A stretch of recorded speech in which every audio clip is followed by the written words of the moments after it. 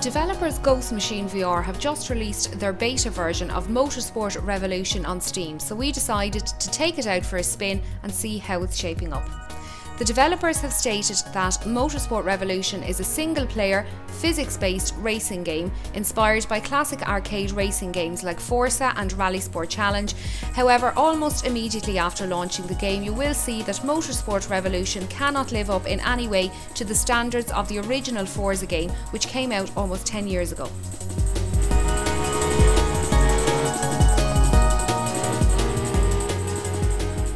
When you first log in, you will see a loading screen, which is just a random city skyline and some options for selecting tracks and cars. The first thing that really stands out is how low resolution the thumbnail images are for the cars you're selecting. They look completely distorted and grainy and would not look out of place on a loading screen from the Amiga or Commodore days.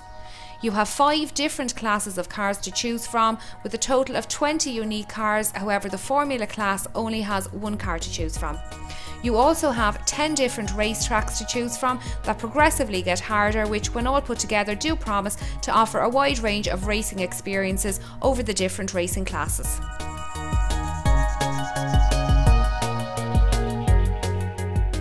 After you choose your car and track, you are put straight onto the grid to race. The first thing you will notice is how the interior of the car you are sitting in is extremely low detail and basic.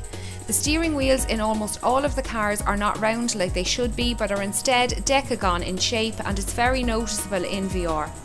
Apart from the strange shape of the steering wheels, the developers have used very low resolution images to texture the interiors. All the car's dials, readouts and buttons are flat images layered onto the interior and look completely 2D, which does kill immersion. Your avatar model also looks very unrealistic. As you turn the wheel and as you reach full lock, the unnatural position of your arms looks so odd it's like you're double or even triple jointed at the elbow. Your avatar also suffers from major clipping when you look down or up, as most of the time you will see straight through the roof of your car or inside of your torso.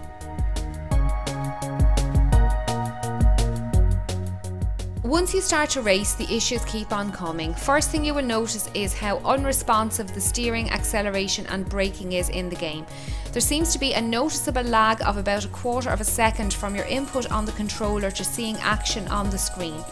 Braking is especially bad, and often when you brake hard you seem to keep moving forward with no difference in speed and no sound of tyres squealing under pressure. All classes of cars in the game have this issue, but when you reach the supercar class, the bad handling is compounded even more by having cars with a lively rear end wanting to go in every other direction but straight. If you think you're having issues, the AI in the game seems to be experiencing the same issues, as most of the time you will see cars leave the track, spin out and crash into each other repeatedly. Besides the AI issues, car physics and graphic anomalies, the game is full of bugs that can end your race prematurely.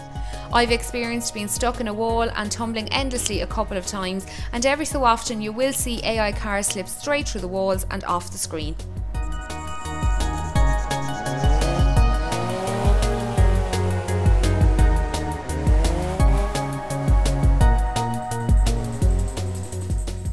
The track layouts are loosely based on real-world tracks and look like they would be fun to race on if the car physics and handling were any good, but again, the use of the very low resolution textures and low poly models really makes the game look ugly.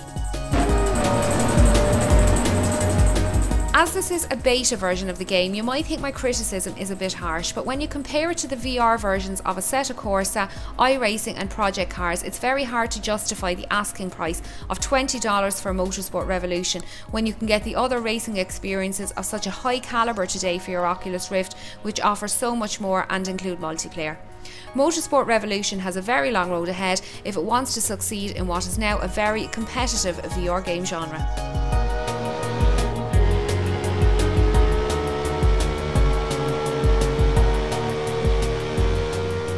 If you enjoyed this review, please don't forget to subscribe.